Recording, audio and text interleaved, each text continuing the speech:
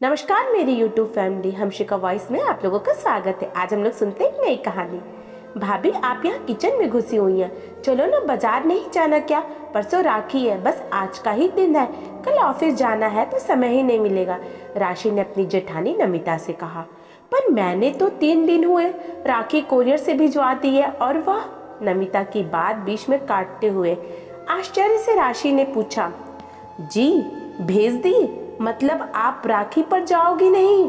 आपका तो मैका लोकल है और आप घर नहीं जाती अमित और आशीष भैया लोगों को राखी बांधने? नहीं, मैं 4 साल हो गए राखी और भाई दूज पर अपने मैके नहीं गई, कहते हुए नमिता की आंखें भर आई। जिन्हें छुपाने के लिए वह सिंह की तरफ मुड़ गई। भाभी आप मुझे बताओ, क्यों नहीं जाती? कुछ गंभीर बात है या आप नहीं बताना चाहती हो? मैं आप पर दबाव नहीं डालूंगी, राशि ने कहा। नहीं, ऐसी कोई बात नहीं है। मम्मी जी का कहना है कि रितु और अलका आएंगी राखी वाले दिन, तो वो क्या खुद काम करेंगी यहाँ मायके में? तो तुम अपनी राखी भेज दिया करो कोरियर से। मैंने शुरू में कहा था कि मैं रात को जाकर भाई लोगों को राखी बांधकर सुबह सुबह आ जाऊंगी, तो वो तब भी नहीं मानी। अब अमित तुम्हारे भाई साहब ने तो मुंह खोलना ही नहीं है, तो क्या करती? या तो कलेश करती और या फिर चुप रहती। तो मैंने चुप रहना बेहतर समझा। अब नमिता का जैसे बांध टूट गया हो और वो बिलख पड़ी। राशि के मुंह से बोलना फूटा, पर इतना तो समझ गई कि यह स्थिति अब कल फिर से रिपीट होने वाली है। अभी राशि सोच ही रही थी कि नमिता की आवाज़ आई, मेरे मैके में तो भाई दूज भी मनाया जाता है, पर यहाँ तो ये रीत ही नहीं है, तो मेरा भाई दूज भी बंद करा दिया गया कि हमारे यहाँ ये रिवाज नहीं है, तो तुम्हें अब इस घर के हिसाब से चलना है। यानी मैं अपने भाइयों का तिलक भी नहीं कर सकती। लेकिन अलका हर भाई दूज पर यहाँ आती हैं।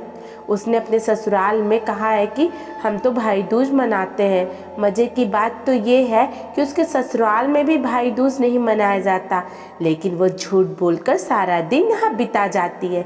बेटियों का तो मैका है, पर बहू का? कहते हुए नमिता फिर रोने लगी। राशि ने जेठानी को चुप कराया। राशि की शादी विवेक से 10 महीने पहले ही हुई थी, तो जाहिर है कि उत्साह भी कुछ ज़्यादा ही था। नमिता की शादी हुए 4 साल हो गया। उनकी 1.5 वर्ष की बिटिया भी थी। दोनों बहुएं कामकाजी थी, आपस में दोनों समझदार व प्यार से चलती थी। सासू माँ सुमन जी को दोनों का बहननापा पसंद नहीं आया, पर उन्हें आराम मिल रहा था तो चुप लग जाती थी। नमिता बड़ी बहू पर उनका पूरा कंट्रोल था। नमिता का पति अमित के आगे जुबान नहीं खोलता था। नमिता ने शुरू में 1-2 बार कहा भी कि मम्मी का रवैया ठीक नहीं है। रितु और अलका भी आग में घी डालने का काम करती है, पर अमित सिर्फ सुनता था। गलत को कहने का साहस उसमें ना था, तो नमिता ने भी कुछ कहना छोड़ दिया। रात को डिनर करते समय राशि ने सासू माँ से कहा, मम्मी जी परसों राखी है, मैं और भाभी कल आधा दिन की छुट्टी लेकर बाजार चले जाएंगे। राखी, मिठाई और गिफ्ट भी लाना है, तो कल यहाँ काम करते हुए आएंगे। आपको कुछ मंगाना है तो बताएं। सुमन जी ने खाते हुए अपना हाथ रोक लिया। तुमने अपनी राखी अभी तक भेजी नहीं कोरियर से? नमिता ने तुम्हें बताया नहीं? राखी वाले दिन तुम कैसे जा सकती हो? रितु, अलका ने भी तो आना है ना? सुमन जी की बात बीच में काटते हुए राशि बोली। हाँ तो आए ना, उन्हें किसने मना किया है? वो अपने मैके, हम अपने मैके। क्यों भाभी? कहते हुए राशि ने नमिता की तरफ देखा। नमिता की सांस ऊपर नीचे होने लगी और बोली, कुछ नहीं तो क्या त्योहार वाले दिन उन दोनों अपने मैके आकर काम करेंगी? सुमन जी ने आवाज में तेजी लाकर पूछा। क्यों काम करेंगी? हम सुबह सुबह सब कुछ तैयारी करके जाएंगे, बस चपाती बनानी होगी तो वो बन ही जाएगी। 8-10 चपाती ही तो डालनी होगी। भाभी मेरे साथ चली जाएंगी, रास्ते में ही उनका मैका पड़ता है, उन्हें वहां उतार दूंगी और शाम को हम सब साथ में आ जाएंगे। राशि ने थोड़े में ही सारी बात रख दी और सुमन जी का भड़कना स्वाभाविक था। नहीं, नमिता ने तुम्हें बताया नहीं? राखी पर वो भी मैके नहीं जाती है।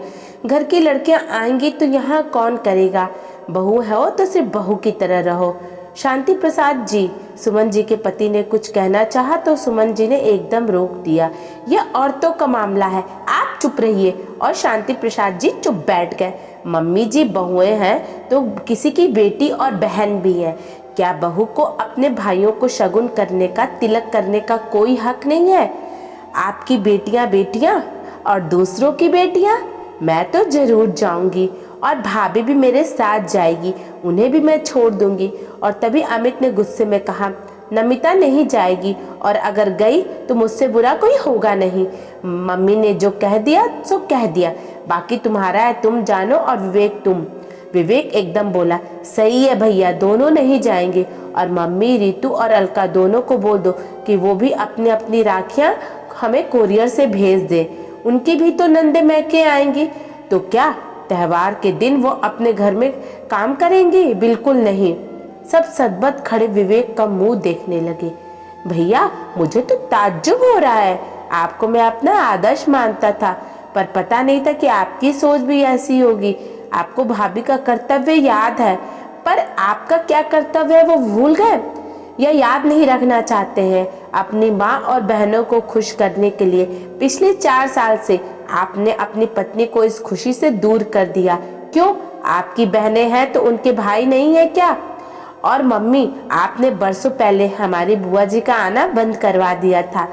पापा ही जाते थे राखी बंधवाने, तब आपने एक बेटी का यहाँ आना बंद किया था, और अब बहुओं का जाना बंद करना चाहती हैं। तो ठीक है, फैसला आप करो। अगर इस घर की बहुएं नहीं जाएंगी तो आपकी बेटियां भी यहाँ नहीं आएंगी, वो राखी अपने घर में ही मनाएंगी, या फिर ये 2 बेटियां भी अपने मैके जाएंगी। और ये कहता हुए विवेक कमरे से बाहर चला गया और पीछे छोड़ गया गहन चिंतन। आपको ये कहानी कैसी लगी? कमेंट के माध्यम से हमें ज़रूर बताइएगा। हम इसी की तरह की अच्छी अच्छी कहानियाँ लाते रहेंगे। धन्यवाद।